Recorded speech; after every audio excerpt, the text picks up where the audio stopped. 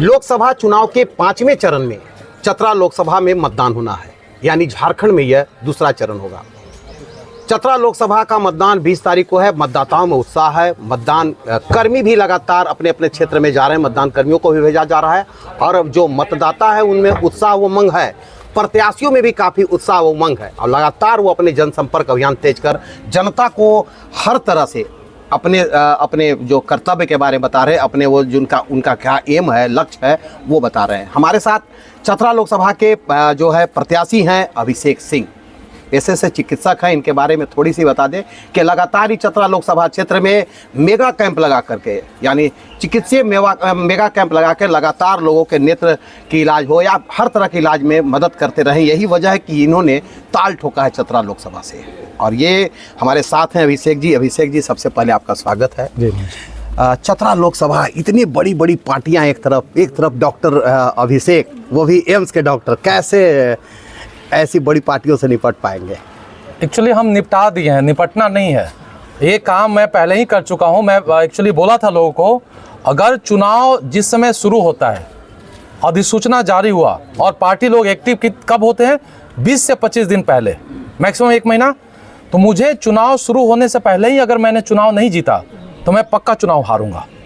और मैंने पिछले 3 साल में यहाँ चतरा संसदीय क्षेत्र को नेता और सांसद नहीं चाहिए, यहाँ के लोगों को एक कोच, गाइड, मेंटर, एक हीलर चाहिए कि जो यहाँ के लोगों के जो 30-40 साल की अव्यवस्था है, संघर्ष है, जो द्वंद्व है, जो समस्या है, वो लगातार बढ़ते चली गई है।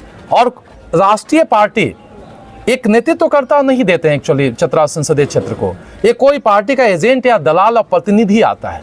और खासकर यहाँ चूंकि खनिज संपदा से भरा हुआ ये क्षेत्र है, तो ज़्यादातर जो कोयला, पत्थर, बालू के मैनेजमेंट बेहतर तरीके से जानते हैं और ऊपर वो सेवा दे सकें, वैसे ही प्रत्याशी को, चाहे जो भी राष्ट्रीय पार्टी है, ये 2 पार्टी का, मान लीजिए इस बार आए हैं प्रत्याशी, लेकिन ये 2 पार्टी नहीं है, ये 5 पार्टी का सामना डॉक्टर अभिषेक अकेले कर रहे हैं। और झारखंड की राजनीति नहीं, पूरे भारतवर्ष में एक नई विचारधारा कि आप खुद भी कर्म और तपस्या करके एक प्रभावी लीडर बन सकते हैं। पार्टी नेता के पीछे और नेता के चमचा बनने की जरूरत नहीं है, उनका एजेंट और दलाल बनने की जरूरत नहीं है, उनको खुशामद करने की जरूरत नहीं है। और राजनीति में राजनीति अभी के टाइम में कैसे चलता है, बाहुबल, छल बल, धन बल, फिर जाति बल और इसके अलावा धर्म बल। मैंने क्या किया राजनीति में, क्या लेते आया, मैंने सेवा, ज्ञान, अध्यात्म, ये मैंने 4 जो 3 पिलर है, इससे मैं राजनीति कर रहा हूं। और एक दूरदर्शिता भी, अगर आपके पास मान लीजिए कोई लेके आता है कि मारुति 800 आप ले लीजिए, ऑल्टो 800 ले लीजिए, और दूसरा कोई ऑप्शन नहीं रहेगा, आप ले लीजिएगा। अगर BMW का ऑप्शन हो तो आप क्या चूज कीजिएगा? पार्टी से क्या मतलब, उपयोगिता सबसे बड़ी चीज है ना। और दूसरा चीज है कि पार्टी ऑलरेडी जो 10 साल से यहाँ पे जिस तरह का मान लीजिए सिचुएशन रहा है, बीजेपी के यहाँ सांसद भी हैं और बीजेपी के विधायक भी हैं, अगर दोनों मिलके जब ये पांकी के रोड नहीं बना सकते हैं तो लोगों का जीवन कैसे बना पाएंगे? ये ऑलरेडी एक समस्या है, ये खुद में एक समस्या है। इनको चलने नहीं आता, इनको बोलने नहीं आता, इनको करने नहीं आता, इनको फोन नहीं उठाने आता है। ये आपको लगता है कि सांसद और विधायक बनने लायक है? ये घर चलाने लायक नहीं है। इनकी अपनी औकात, आज जो मान लीजिए बीजेपी के प्रत्याशी हैं, इनको फुल छाप अगर हटा दिया जाए, 2000 वोट लाने की औकात है इनकी। जिस नेता का 2000 वोट लाने का औकात नहीं है, वो आपको बोलेंगे कौन नेता है, वो एक एजेंट और दलाल ही बनेगा। क्योंकि अपनी कोई औकात होनी चाहिए, कम से कम 50,000 1 लाख वोट लेते हैं। केन त्रिपाठी जी का लें, केन त्रिपाठी जी अपने औकात से अपने ही चलते जेएमएम इधर भाग रहा है, आरजेडी इधर भाग रहा है, अकेले बेचारा इधर चल रहा है। वो भी पता नहीं कांग्रेस भी कब तक उनका साथ देगा। और मानसिक रूप से इतने अव्यवस्थित कि जिस दिन आपका मान लीजिए वोटिंग हो रहा है, उस दिन आप वीडियो आपका वायरल हो रहा है कि आप पिस्टल लहरा रहे हैं। ऐसे व्यक्ति को कोई विधायक नहीं बनाना चाहे, सांसद कैसे बन जाइएगा?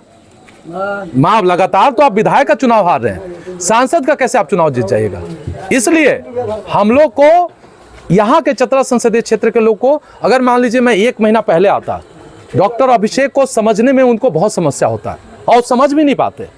मैं पिछले 3 साल में लोगों को समझा दिया हूं कि डॉक्टर अभिषेक हैं कौन और कितना उपयोगी हो सकते हैं। उपयोगिता मैंने पहले सिद्ध किया है, चुनाव में बाद में लड़ रहा हूं।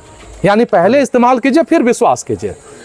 आज मैडम चतरा में काम कर रही है, चतरा सिमरिया में, वहाँ जाती हैं तो बोले कि आपने जो क्रेज़ यहाँ लोगों में है, आपके प्रति जो प्रेम है, कभी कभी आंख में आंसू आ जाता है कि किसी एक व्यक्ति का इतना क्रेज़ कैसे हो सकता है। तो आप ऐसे भी देखिए, इस बार चतरा संसदीय क्षेत्र का जो चुनाव है, नेता और डॉक्टर मतलब दूसरा भगवान, नेता और दूसरा भगवान के बीच में अगर जंग होगा, कौन हारेगा? नेता। ये खुद बोल रहे हैं कि नेता। ये यहाँ के वोटर भी हैं, यहाँ के युवा भी हैं, ये सपना देख भी रहे हैं, और सपना कौन पूरा कर सकता है ये भी इमेजिन कर चुके हैं कि हमें वोट किसको देना है और मेरे सपनों का जो नेतृत्व करता है वो कौन होगा।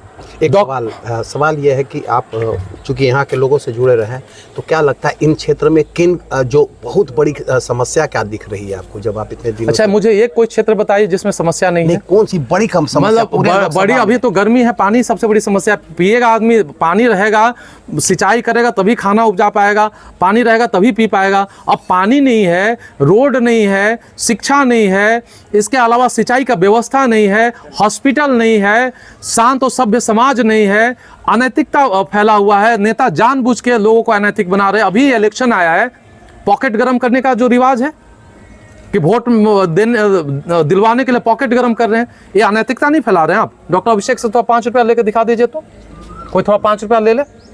मैंने कोई बूथ मैनेजमेंट और ये नहीं। अगर आपको लगता है कि अपने बेटा का भविष्य बेहतर करना है, अपना जीवन बेहतर करना है, तब डॉक्टर अभिषेक को वोट दीजिएगा।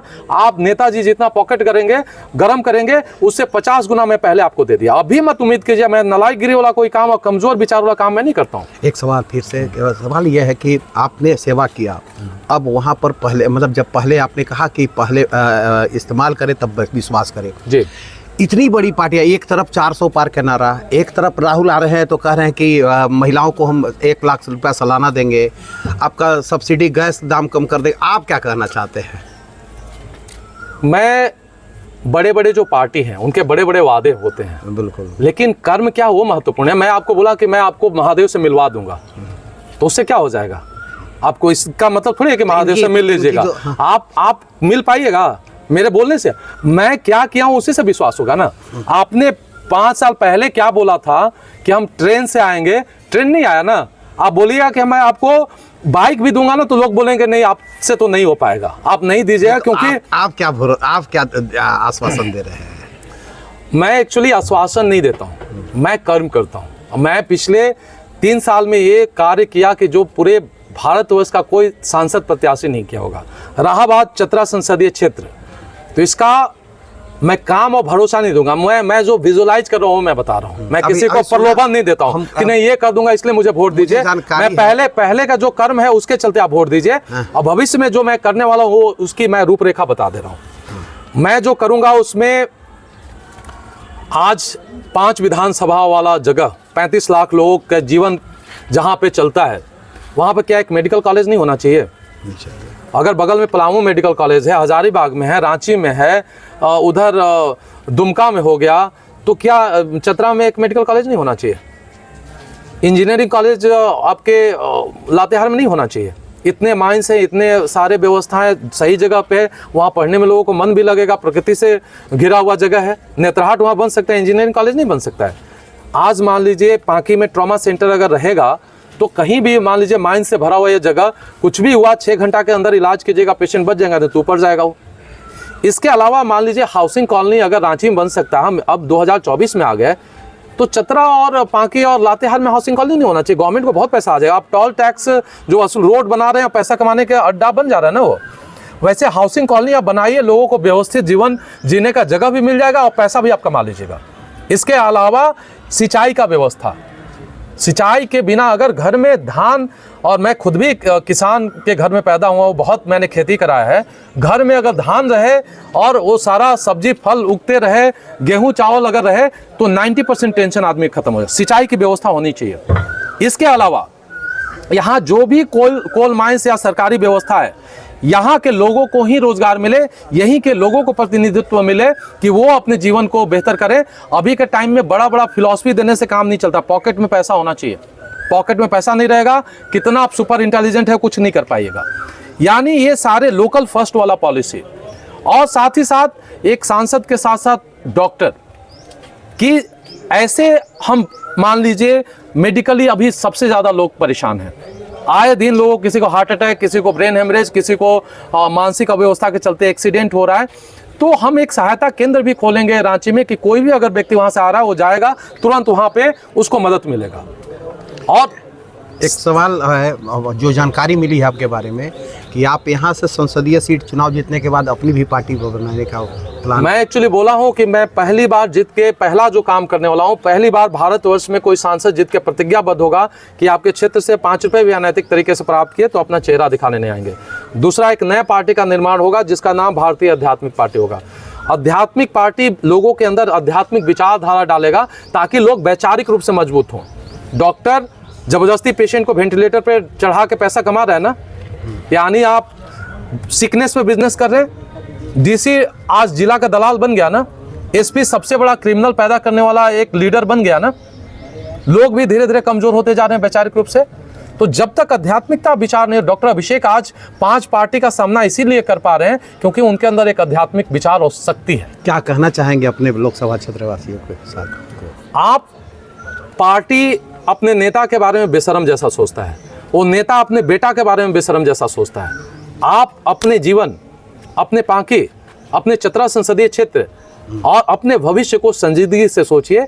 वोट उसी को दीजिए जो आपका भविष्य का निर्माण करे।